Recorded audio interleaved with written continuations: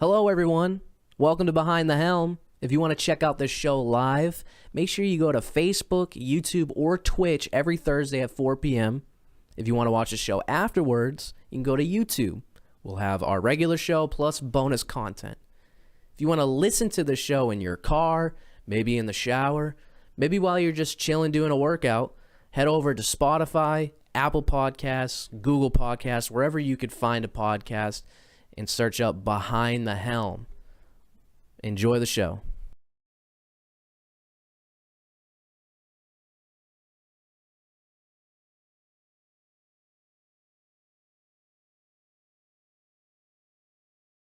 Thought living on sub would be too hard. I said I'd never join. Thought living on sub would be too hard. I figured only the weatherman track storms.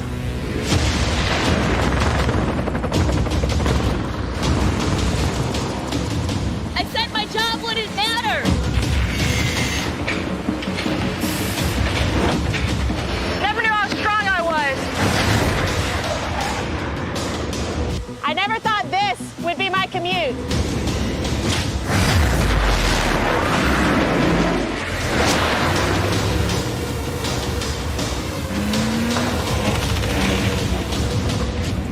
I figured I'd never get out of my hometown.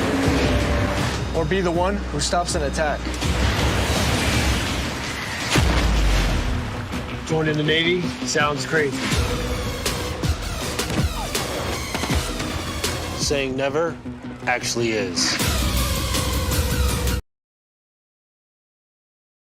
I wanted to see other people, get some other perspectives.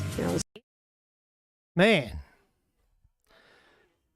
I am slacking today. Welcome into Behind the Helm, episode number 70. Episode number 70. Yeah, we got a little bit of a late start. One, I had the timer counting down, didn't have it live. That happens sometimes. And then realized it like right at time, and then was in an interview with a young man who was one of my old future sailors' cousin. He used to come to different meetings, and I'm working with one of his other cousins right now, and I just I wanted to make sure that I gave him the time that he deserved as part of being a recruiter, right? So I appreciate those. I think there's at least a couple people on, and I appreciate that. I apologize for the late start. Hopefully some people will watch this later. But episode 70, we're going to do our Q&A. Last week was Thanksgiving, so we weren't on. Hope everybody had a happy Thanksgiving.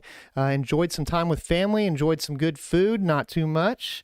Hopefully our little tier list helped, and you got to just enjoy some time off, hopefully. If you went out on Black Friday, what was it? What'd you go out for? I want to know. Put it in the comments down below. Make sure you smash that like button. Find a like and share it. Follow it. Smash that like button. If you're watching on YouTube, you make sure you subscribe every time we're live. You get those notifications.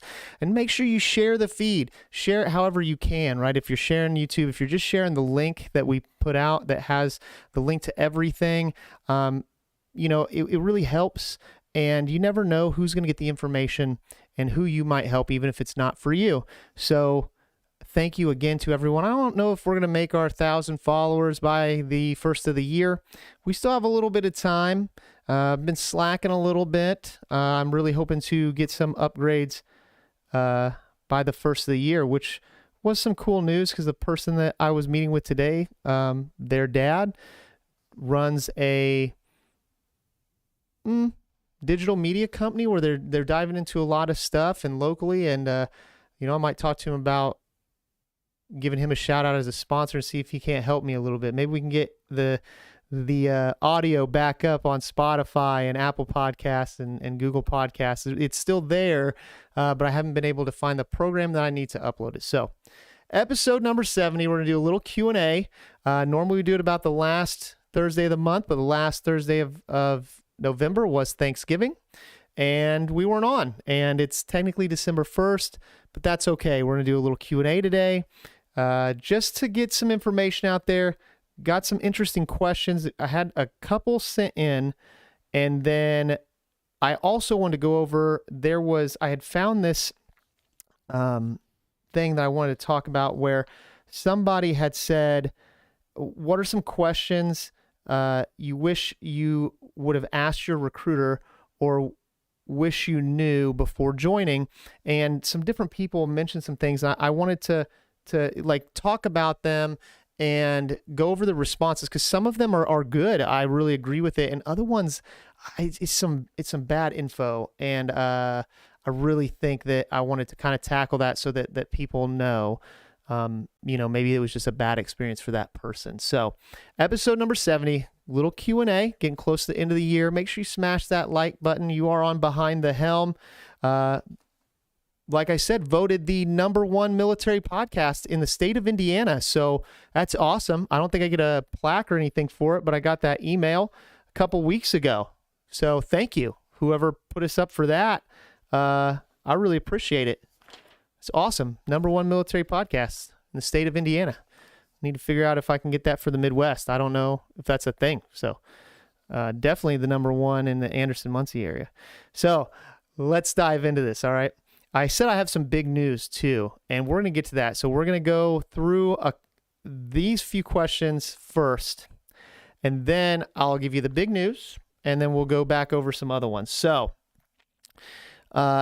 this is a lengthy one. This is just one. This was actually sent in.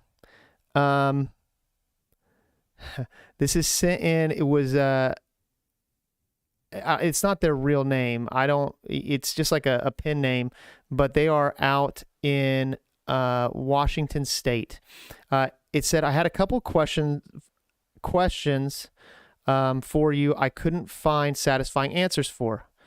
All right, so they give a little backstory. Here's their backstory, and if you're out there, if you watch this, you will know who you are. So, okay, so here is my backstory. I'm in the process of enlisting. I have taken the practice ASVAB, and I got a 73. Good job. My recruiters, it says multiple here, have sent my medical records to MEPS or whatever they send them before I go. I assume I will go to MEPS in the next couple weeks. The way my recruiters are doing it is I will take the actual ASVAB one day, spend the night, then sign my contract and all the other good stuff the next day. This is so I can miss less school. MEPS is 2 hours away from me. For reference, later on, I don't know if they know what they're talking about here. They want a specific type of contract. I believe they're actually listing an NEC here. Specific job. I know they are hard to come by, and that's why everyone tells me I won't get it. However, everyone in the Navy currently or prior that I have talked to say if that's what I truly want, I should walk out on the career counselor at MEPS if I can't get it. Oh, wow. I do have other, and then they say MOS, which is more of a Army term. For us, it's NEC, but that's okay. Other MOS choices in mind, just in case I cannot get the one I want. Here are my questions. I know some of these have been asked, so I apologize in advance. That's okay. If you didn't see them and you want more specific, it's fine that you're asking the same questions. There's 3. I want to go over this for them. First one, I am willing to walk out. However, don't want to annoy / tick, they use a different word, tick off my recruiter. Will this be considered disrespectful or make it seem like I've wasted everyone's time? Number 2, also, do you recruiters think I should hold out if that is what I truly want, or should I just sign one of my other choices? And then number 3, if I should decide to wait and walk out, what should I say? How does the process continue from there? What do I do after if I want to wait for my specific job? This is really loaded, and I appreciate that you took the time. There's no way for me to really pronounce the name that was on it. It has like numbers and stuff in it, so you know who you are. But I really appreciate you taking the time to really write that out, kind of give me the backstory of what you're looking to do. And don't feel alone. It's a very common thing that I've seen, and we hear it a lot, especially in recruiting. So when you're looking at jobs, here's the thing. When you're looking at them and you're looking online, and there's a reason that I played the Never video before, because we're doing the Q&A, and I love it, and I wanted you guys to see it again, get your attention, because some of the stuff that they say in there is huge, right? It shows so many different jobs, and it doesn't really talk about one specifically. It's more about like not taking that leap, not leaving your hometown. So with your situation, getting a 73 on the practice ASVAB is great. Okay, I want to tell you that right now. I do want to tell you though that the practice ASVAB doesn't tell us what you qualify for. And if your recruiter is telling you like, oh yeah, I know you qualify for X job, they really don't. Because until you get your physical and until you take that test, there's no way to know. We've had people go down to MEPS where, they found out something about themselves, like they have no depth perception. We really didn't know. It doesn't disqualify them from the Navy, but from certain jobs, right? So you're pre-qualifying yourself. What qualifies you is going through MEPS. And sending somebody to MEPS is dedicating time and allocating a lot of money to help you on your path, right? So that's why, it is a commitment. It's a commitment doing that. It's making sure that it is what you want, all right? It's not to make you feel bad or anything like that. It's that we want to make sure that the choice that you're making is the actual choice that you want. And if not, we don't want you to waste your time. And it's not so much wasting ours, but if the job's done correctly, then we would know, okay? So kind of get that out of your head a little bit.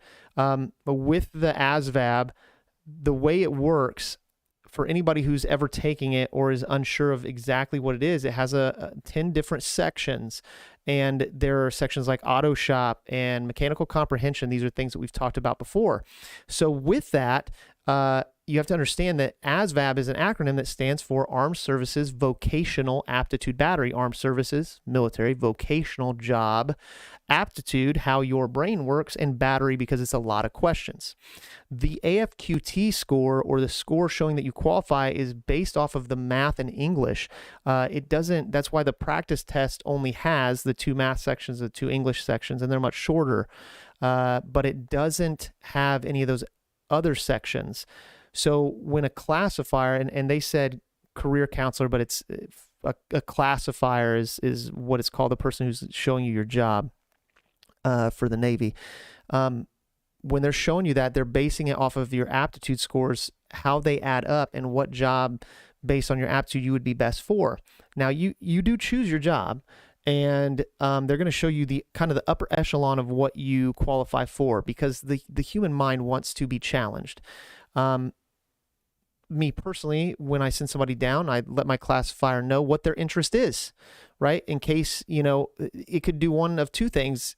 If they have kind of a specific job that they're interested in, or a field, I like to more look at fields, they can kind of steer towards those jobs. Or if there is a very specific job that's in that upper echelon, and it's available, just go right to that. But the big thing about that is that sometimes you may think that you want a specific job and you greatly overqualify for it. And based on how your aptitude is, like, yeah, you could do it, but it may kind of leave you stale, right? So that's kind of why we do that. We want to show you what other opportunities there are, because the number of jobs in the Navy is so vast. Just an example, a shout out to one of my future sailors. I have a future sailor in right now that I won't mention his name, but he had originally came in and told us 100%, like he knew without a shadow of a doubt that he wanted to be a CB. Like that's what he wanted to do. He didn't even necessarily care what kind. I mean, he had a couple of them in mind, but he wanted to be part of the CBs, part of the construction battalion. And, he qualified for it. I knew he did. And in fact, I had went out of the way. I didn't tell him, but I had spoke to my classifier, and I knew that there was a job in the CBs that was available, that it was going to be available for him when he went down. However, I spend the time to talk with people and let you know that I don't I don't want you to be a gunner's mate. I don't want you to be an electrician's mate. I don't want you to be a CB. What I want you to be is a sailor. I'm trying to show you the Navy. And I say this a lot, but regardless of if you are a, nuclear technician or a ditch digger, which isn't a real job, but is what it is. It's just an example. You're still a sailor. You still have the same benefits. Certain jobs, yes, have bonuses. Certain jobs, might be a little quicker to advance, depends, but that changes all the time. You still have those same benefits, whether, you're the cook or whether you are the, nuclear technician manning that. You still have the same medical benefits and all that. All right. So the job, what I say is arbitrary. It's the experience, because you may get an opportunity to do something that you never thought you could. And that future sailor wanting to be a CB, getting him to understand that. And I said, look, I just want you to go down. I want you to be very open-minded. He did. And when he chose his job, it actually kind of took me aback because he chose sonar technician, which is, I don't want to say it's like the polar opposite of a CB, but pretty close. And when I talked to him after the fact, I said, wow, sonar tech, huh? And he had said, when he sat down with the classifier and the classifier was showing him the jobs that he qualified for, when he explained what sonar tech was, this future sailor found it very interesting. And just was like, when would I ever have, I could always work in construction. When would I ever have the opportunity to do something like this? So you need to look at that too. And don't get narrow-minded on something specific when you don't know. Now, I will tell you with your score, it would be considered, we consider anybody who scores 50 or higher like the upper mental group, because these aren't percentages, okay? That's not how it works. But again, I've seen people who score in the upper mental group and just don't have competency in certain things, want like a really specific engineering job, but just don't score high enough in mechanical comprehension. Like, yes, we teach you the job, but you have to have some aptitude in that job to be able to be successful. We don't want to give you a 4-year job that you're going to hate. We want to put you in a career path, somewhere where you can be successful and benefit the Navy as well. So I know that was really loaded on that first, on just everything, but I do want to say thank you very much for sending in just the background on it, because that really helps to kind of answer your question. Episode 70, we're doing a Q&A. You're on Behind the Helm. Make sure you smash that like button down below. Subscribe. We're getting into some questions today. I have some big news after these 3 questions before we get into a little bit more. All right, so the first question, we read all 3 of them, but the first one was, I'm willing to walk out, however, don't want to annoy or tick off my recruiter. Will this be considered disrespectful or make it seem like I've wasted everyone's time? Yes. Yes. I'm not going to lie to you. Yeah, your recruiter is going to be ticked. His chain of command is going to be very upset, because if you're willing to walk out, then he didn't do his job. If I knew this about an applicant that I had, where they were what we call job locked, and they're only going to take this one job, and if that job's not there, they're not nothing. I'm not going to send you down. I'm just not, because I can't guarantee that to you, right? And there is money allocated for you to go down. You stated that MEPS is 2 hours away, and the way you're going to do it is a 2-day process. That's pretty much how we do it for everybody. But so you're talking drive time, shuttles, food, room and board, paying the staff for your medical, all this stuff, right? There's a lot of money that goes into it. And if it's not a guarantee and it's somebody who's going down there that we know if they don't get this, they're going to walk out, without even knowing if they're going to qualify for it, like, yeah, it's a big waste of not just time, but money, right? Not necessarily for you, because the people at MEPS, like, they're just doing their job and your recruiter's doing their job. But I mean, yeah, there's probably a good chance that they would be upset at you. And it maybe isn't necessarily warranted, but if they're spending that type of time to do all of your paperwork and stuff like that, if you haven't voiced this to them,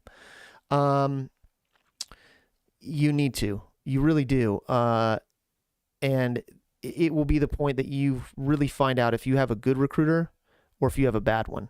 And I'm sorry to any recruiter out there. If you have somebody sitting in front of you that tells you this and you're like, yeah, you'd be fine. And you send them down and you put that off onto the Navy liaisons and the classifiers at MEPS, you are the problem. I'm just telling you right now, like that's, as a recruiter, you should be able to talk to this person and see that they're not ready and committed for this to be a sailor. They're trying to be a specific job. Okay, well, go out and get that specific job out in the civilian world where you can apply for it directly. You're applying to be a United States sailor. We'll do everything that we can to get you in your interest and as long as you qualify for it, but there's just no way to know. Okay. And if your recruiter takes the time to really sit down with you and go over things more in depth, then you do have a good one. But if they're like, oh yeah, you'll be fine. You'll be fine. And then they just send you down after you tell them this, you might want to find a different recruiter. Because they don't care about you. You're a number. So hopefully that's not the case. And hopefully it's just something that you didn't want to bring up to your recruiter. Like you said, I'm worried I don't want to annoy them or make them angry. I completely understand. So, yeah, that's what I would tell you on that. 100% is don't do that. Please talk to your recruiter first. This isn't, this isn't an ultimatum situation. You know what I mean? You either get this for me or I leave. Then look, I'm not trying to be rude, but then leave. I don't have time for you. I have people that I can help. And I know I'm getting a little negative, but I'm just seeing this a lot recently. And what we're offering is huge. And I know you're not being negative. I don't think it's being explained to you well. And I hope that you're taking this in stride in what I'm telling you. And I really think that you need to really sit down and talk to your recruiter about it and make sure that they understand where you're at. Okay. Because being 2 hours away, we do all this stuff. It's not just the time, it's the money that's being allocated to that. And we have to answer for that. People higher above just being a recruiter has to answer to why did we send this person down who's not joining? So, really, really take the time and reflect on that and make sure that that's what you want to do. And please talk to your recruiter. Okay. All right. So the second question that they had here was also, do your recruiters think I should hold out if that is what I truly want, or should I just sign one of my other choices? I don't think you should hold out. Here's the thing. What are you waiting for? If it's that specific job, if it's not available or you don't qualify for it, there's nothing you can do about that. You know what I mean? What are you going to wait for? The Navy to change its policy? I need you to reflect on what it is you want to do, right? There's a reason that you came into the Navy office. Do you want to be a Navy sailor? Like, is that what you want? What about that do you want? I don't know you. There's a process that I go through when I talk to somebody, I don't know what's important to you, what it is that's pulling you. If it's just that job because the Navy has it, then look, some people might get mad at me, but then you're joining for the wrong reasons. If it's for certain benefits or just for patriotism and pride or because you want to travel or this or that, like, okay, well then let's look at that. And dive a little deeper. So it's hard for me to tell you 100%, but know that our classifiers don't, I've said this before, they don't have quotas. They don't. Like the classifiers are not recruiters. They are not sitting there saying, oh man, like I have to write 6 gunner's mate contracts today.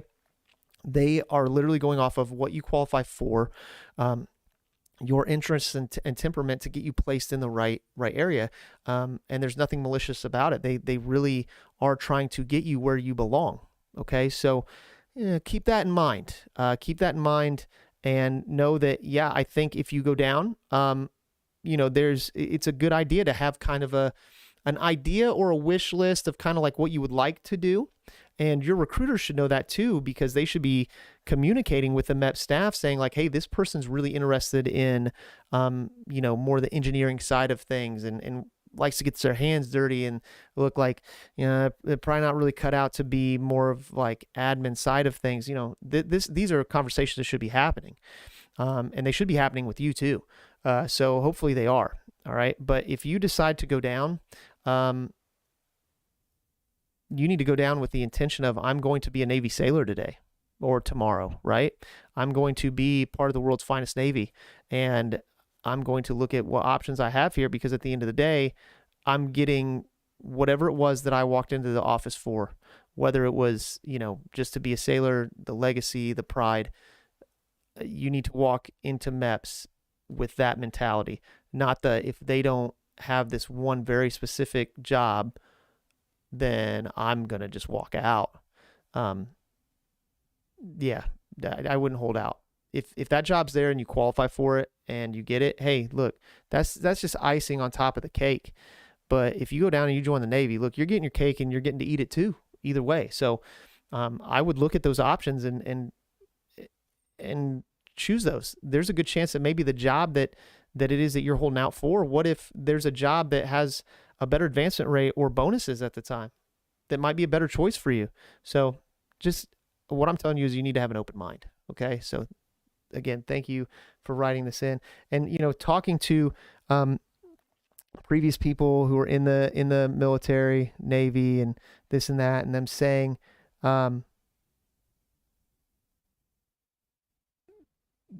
prior and this and that, say that if that's what you truly want, then you should just walk out at MEPS. No, they're wrong. Can you? Yeah, absolutely. 100%. You haven't done anything. You haven't joined, and it is your life and it's your will, but I just wouldn't want to put you through that. That's not good advice. Not at all. If that's the case, then you just shouldn't go. That's just my opinion. And your last question, should I decide to wait and walk out? What should I say? How does the process continue from there? What do I do after, while I'm waiting for that specific contract?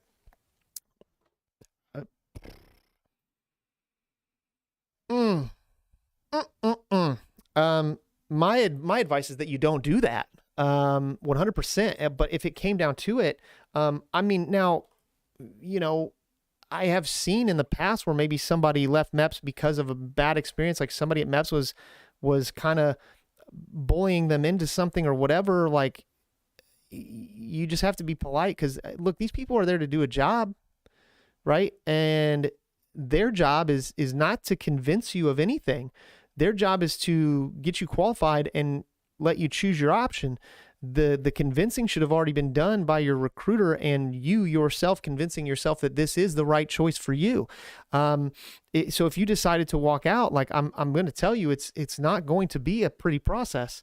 How does the process go from there? Well, you will be lucky if your recruiter continues to work with you. You might have to find another recruiter. And I will tell you, any recruiter in the area is going to know exactly who you are. And they're not going to want to take the risk of wasting their time. Our time's, I'm not saying that your time's not valuable. Okay. Dear writer, listener, your time is 100%. And we respect that too. But we're people too. Right. And we have a lot to do. So taking on a risk of somebody, who already qualified, did all this stuff and went down and said, nope, I'm walking out of here. That's risky for me to even work with that person, because now, all right, cool. Like, I decide to work with you and maybe somehow this job comes available and you get the job you want. But then while you're in the delayed entry program, I tell you that, all right, our DEP meetings are at this time on this day. And you're like, no, if it's on Tuesdays instead of Mondays, I'm not coming. Now we have a real problem, because you've enlisted and you're going to end up ruining everything that you had. And it's going to be even worse, because you're going to be a what we call DEP discharge, where you ended up either got discharged for not doing what you're supposed to do. I'm not saying that would happen, but these are what people are going to think, you know, and they're not going to, you're 2 hours away. And if your recruiter took you down there, somebody's going to have to come get you. Or if they have the shuttle where you're taking like a bus, you're just going to be stuck there until that bus leaves. So, you know, I would tell you that what's the right way to do it? You don't. The right way to do it is if that's what you think, then don't go to MEPS. You need to figure out that that's what you want to do. Okay. Like, please, like, don't, oh man, it's not going to be good. And you know, there's a good chance that if that specific job even came up, you might count your lucky stars if anybody even cared to call you. Cause yeah, you wasted their time. I mean, I'm gonna be honest with you, you wasted their time and a lot of money. So, really, really sit down and reflect on this. And I need you to sit down and talk to your recruiter. I really do. And if that conversation's already been had and what I'm telling you is not getting said to you, reach back out to me and we'll talk. Okay. So I appreciate the back story. I appreciate the questions. They were good. Thank you very, very much for writing that in. So again, you're on Behind the Helm, episode number 70. I kind of went off on a little diatribe there. I started quite late. Apologize for that, but thank you everybody for sticking around. If you're still out there, we're going to go a little past the time that we normally would just to make sure that I get this full episode in. And I said I had some big news, and I don't think that there are a lot of people watching live right now because, well, I messed it up and I didn't start right on time. And hopefully some of you see this later, but here's the big news, and it's about next week. My co-host, my cohort, the best man at my wedding, my coworker, and co-creator of this podcast, Petty Officer Levesque, is going to try to be on the show next week. So we're going to get to talk to Petty Officer Levesque. We're going to get to hear his experience with his move, how it's going in San Diego, how his school's going, and I'm really excited to do it. I can't wait. I've still stayed in contact with him, and I hope that we'll get some good info and you guys come back and see that. So to move forward a little bit, again, make sure you smash that like button, subscribe. You never know who you're going to help. Never know who's going to watch this and get that great information. So I found this, and it was a military FAQ, and somebody said, what are some questions you wish you asked your recruiter or wish you knew before joining? And if you'd like to expand on your answers, please do. Feel free to also state if you wished you would have done anything differently, maybe a different branch or path. Kind regards. So this is for any branch. And I read through, we're going to go through a couple of them, and I'm going to be dead honest. Like, is this great advice? Is this horrible advice? And why? And is it just somebody being bitter? And, hopefully a few of you get some stuff out of this, because I did when I read through it. So, and it's just great because some of the people responding, like their names, like the person who responded to this was Ura to Hua. So if you're military, you get it. Figure out what you want to do, then figure out what branch will offer you the job or opportunities closest to what you want to do. Honestly, a quick Google search will give you more information about different jobs than a recruiter can. Wrong. What you need the recruiter for is to help you get waivers if you need them. Wrong. And to tell you if a job is available or not. Wrong. All right, so look, this is horrible advice. But here's what I will tell you. Yeah, figure out what you want to do, and figure out what branch makes more sense for you. What are the difference in the branches? There really isn't one. We have the same pay, the same benefits. It's a lifestyle choice. I say this all the time. Like, yeah, we have standout differences, and there are, basically any job that you can think of in one military branch, we have it in the other. The difference for the Navy would be like, we have a nuclear program, nobody else does. All right, well, the Marines and the Army have infantry. We don't have that. You know, we have the Seabees, and we have obviously like the SEALs, but that's spec war. That's different. We don't have just a straight infantry. So there are slight differences. But the thing is it's not finding out what job you want. I like the opportunities thing. Yeah, sure. What is the opportunity you want? I won't say job because it doesn't matter. Like, okay, I want to be a nurse or a doctor one day, so I have to be a hospital corpsman. No, you don't. Look at your aptitude, get an opportunity to work in a job that maybe you never thought you would, and you can still use your tuition assistance and your GI Bill and all that and still become a doctor or a nurse. You can still take those classes. It doesn't have to be about your job. So it gives you an opportunity to still work towards something that you want to do and get a different type of experience, maybe in a different field, right? A simple Google search will give you more information about the different jobs than a recruiter can. No. Yeah, it sure will. It'll give you way more information than a recruiter can, because you're going to get a ton of false information. The internet is not, if it is not a specific government site, anybody could have wrote it or said it. It could be somebody who just wasn't fit for that job and was very bitter about it. And you're not getting real good information. And again, kind of like we were talking about earlier, as a recruiter, my job is not to talk to you about jobs. I mean, I can once you have one. It's to talk to you about the Navy. That's it. It doesn't matter what your job is, okay? But the resources at my fingertips are a lot more than yours.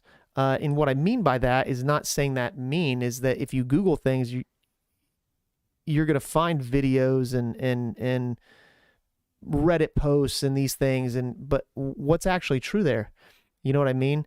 Whereas pretty much any job in the Navy, I probably know someone who has that job. There's only a few that I'd have to like really do some digging and researching, where I could even get you in contact with somebody who has that specific job to talk to them about it. But you'll never know that until you come in and sit down with that recruiter, right? And as far as like the only thing that you need a recruiter for is to help you get waivers if you need them. I don't do waivers. Like, I guess like when you need one, the material or the paperwork that you have to get, you get it to me so I can sort it and send it in. But what you need me for is to actually approve you to join. I think it's a big common misconception that recruiters will just put in anyone if they're qualified. No, that's not the case. We look at mentally, morally, and physically fit. You know, the mentally, morally, we always say is the ASVAB and like your legal background. It is more than that. If I, as a recruiter, we are told as recruiters, if I, as a recruiter, feel that you are mentally incompetent or morally just not a good person, regardless of qualifying, it is my call 100% to say, like, look, don't put this person in the Navy. So think of a recruiter as the gatekeeper. And, you know, I know recruiters get this desperate air about them, but they shouldn't. They shouldn't. What we're offering is for those who need it and deserve it, not those who think that I owe them something. And I'm here to help you, but I'm here to give you the information. My job is information. So that one was just funny. I like that. That's obviously somebody who's never been a recruiter and has no idea, but that's okay. And there was a response that said, thanks. I guess that's my current situation. I don't know exactly what I want. Yup, that's great. Go in, like, seriously, sit down with a recruiter and learn that that brand, they're there for information. Okay. Can't join in their office. You can't go find out, like, let them learn about you and show you some things and see if the Navy is what you want. Right. And once you're like, man, I want to be in the Navy, right? That's all that matters. The job won't. And then the classifiers are going to help you get in a career path that's right for you. Okay. I don't know exactly what I want. I know I want to include, I want it to included boats, planes, or helicopters. Go see your Navy recruiter. That's it. I'm done with that one. I can't even read it anymore. Somebody said, yeah, they didn't have Google back then. Fair enough. The next one says, pick something you would like to do after the military, preferably with a security clearance. It seems like an artificial status, but once you leave the military, whoop.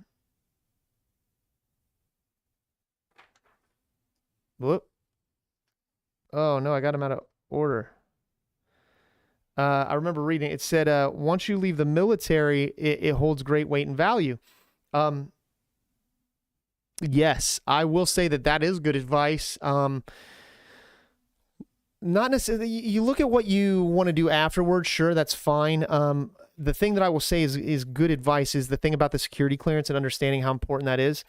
Pretty much anybody in the Navy has a security clearance. However, there are certain jobs that have higher security clearances. A secret clearance, a top secret clearance, there's top secret SCI. The thing is to get these clearances, it's actually really expensive. For like jobs that you need clearances for that, it costs the company a lot of money to get those, whereas to get one renewed is a lot cheaper. So if you already have one, you are extremely marketable for jobs that need that. So I think the better advice here would be look into jobs that you want, and if there are ones that would require a security clearance, and know that you could be a shoo-in if you go in and then decide to get out and you already have this security clearance based on this job. Okay. Most of the time, the ones that have higher security clearances require a higher ASVAB score, so forth and so on. So, not the greatest information, but not horrible. I do like this one that this person said, and I'm sorry to anybody who's in combat arms, but it's also kind of wrong. Somebody said also, while combat arms, so like infantry, stuff like that, are fun, they don't prepare you for the civilian jobs. I basically was just 5 years old and behind my 5 years older. I was basically just 5 years older and behind my peers career-wise because of this choice. I still don't regret it, though. I like that they put that they still don't regret it. And this is very, very common for infantry. But here's what I will tell you. You're wrong. It's all in how you put it. So a lot of times when we join the military, we have this way of talking about things that we do and forgetting how to kind of translate that. So when you go to get out of the Navy, you are required to go through a TAPS class, which is an acronym that I can't off the top of my head remember what it stands for, but you go in civilian attire and they talk about job resumes and how you convert these things. And while you're in, you can get civilian certificates if you're doing it while you're doing it. We've talked about that US maps. Okay, so you were in combat arms and you were 5 years in, like you probably at least made E5, so let's say Army, right? So you were a sergeant, so you had people under your command, right? So what were you? You were a leader. You were a manager. You managed people in highly stressful situations. So you need to convert that into the civilian world, into how you explain that, right? It's not that, yeah, I was a machine gunner in the Army for 5 years. No, you were a Army non-commissioned officer who was in charge of X amount of people and X amount of dollars worth of gear and blah, blah, blah. Like, you have to convert that to where it would make sense to a civilian to see that and be like, oh, wow. Right. Like if I tell somebody I was a combat systems maintenance manager, like that doesn't mean anything. But when I tell them that I was in charge of all the watch officers and all the equipment, in a combat system suite that's, tens of thousands and whatever, millions of dollars, blah, blah, blah, that's different because then it relates. I get what you're saying. There are other jobs that transfer out more easily, but I wouldn't discount anybody even in the infantry or combat arms because of the stress management and the things that you went through and the leadership qualities that you have and things like that. But you have to understand that you need to be able to say that, like, and plus on top of that, like this is one of those instances when, like, when would you ever have the opportunity to do that? It's not like you can just get that type of job like out in the civilian world. So maybe it's just like, hey, this is my opportunity to do that. So keep that in mind. I never really thought of this, as I've never had a quote job. I've always worked for myself. However, what are some of the career paths that would need security clearances? Oh, this was the person. I'm sorry. There's a lot. It just depends. Okay. That's a real deep dive. You'd have to do a little bit of your own research.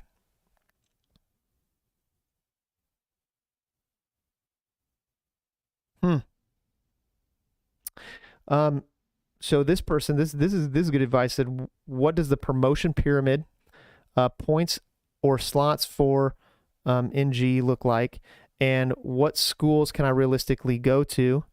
Will it have certificates that cross over into the civilian world? Now, this is somebody who is giving you the questions to ask, and I think they're great questions. I tell people all the time, like, when you go down, be very open-minded, but if you're in between two jobs, you can very politely ask, hey, does one have a bonus and one doesn't? Cool. Then I guess I'll go with that one. Does one have a little bit better of a promotion pyramid, a little bit higher promotion rate or over the other one? What type of schools can I realistically go to with that job? They're talking specifically like there are different follow-on schools. Will there be further opportunity for that? And will it have certificates that cross over to the civilian world? None do directly, but you could then dive into kind of the U.S. maps and what type of certificates could you log hours for to get that are directly transferable. So that's actually really good advice. Those are good questions to ask there. I think my biggest thing is, what can you do with what you learned after you get out? That's a loaded question. You can ask that question, but that's all on you. I don't think that's a great question to ask, because no, I wouldn't ask that. But that's me.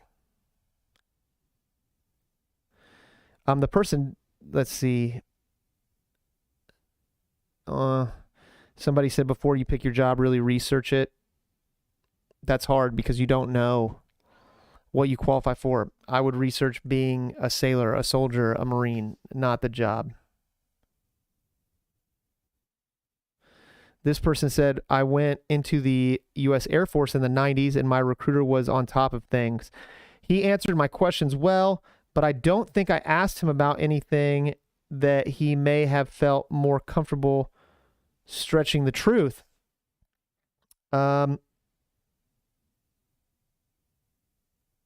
Okay. So that's good. They shouldn't. And you do see this sometimes. Omission of truth or stretching the truth. To do that, just watch a commercial. That's why I said don't Google this stuff, because you can see the highlight reels, right? But you're not really seeing like the real thing. When you talk to a recruiter, like when you talk to me about the Navy, I'm not telling you every single little gritty thing about the Navy, because it's just too much and you won't even really understand or comprehend. It's not that I'm keeping anything from you. So that it sounds like that person actually had a really good recruiter.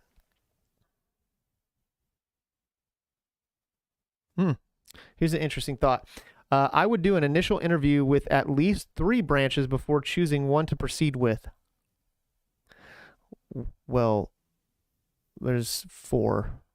I guess 5 if you count the Coast Guard, 6 if you count Space Force, but you go through the Air Force office. So at least 3. I mean, you might as well just do them all. I would do and look at all the entry-level enlisted jobs on each branch's website and take notes as to which jump out at you. It's very likely there are awesome jobs you never heard of but would love. I agree with that. And Army and USMC boot have MOS mega threads. Army has them for basically every single job. Marines started doing them last month and are 20% through the list, so forth and so on. that's some good information. I would tell you, like, if you're not sure, you kind of need to see what the difference is between the branches, and you can get a good feel for what that lifestyle choice is that you want. Maybe do a little research into it first, and then talk to that recruiter and like see how they kind of give that to you. If you need to talk to each branch, like, you want to join the military and you don't know which branch, sure. I wouldn't say look at every single entry level job. Like Navy.com, you can go on and you can put in your interests and it's going to give you a few jobs, because there's no way for us to know if you qualify for them. But yeah, like don't just look at the ones on the Navy. If you're going to talk to multiple branches, look at the jobs that jump out at you, and bring those up when you talk to them, and kind of make your choice from there. I think that was actually some good information. I mean, come to me first or last, you know what I mean? I don't want to be the one in the middle, but I get it. Like, you're making a big choice. You really are. So some good information. So anyway, I think that's enough of those. Just hopefully that gave you guys some good information. Again, sorry I started so late. Hopefully those who watch this later will get a little something out of this, and I will do better next week. I had to do that. So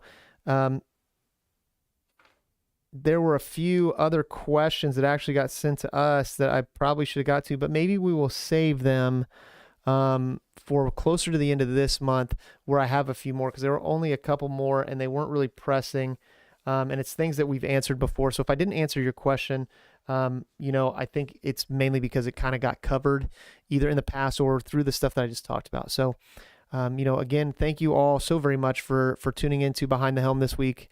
Apologize for the late start. Hey, but I haven't had any technical errors other than I started it right on time and then let the time run out, but we were live, and as far as I know, we haven't dropped anything here. So thank you guys very much. Make sure you smash that like button. Leave a comment down below. I see a couple people were out there. I saw that Nate from up in our fan from up in Michigan was on.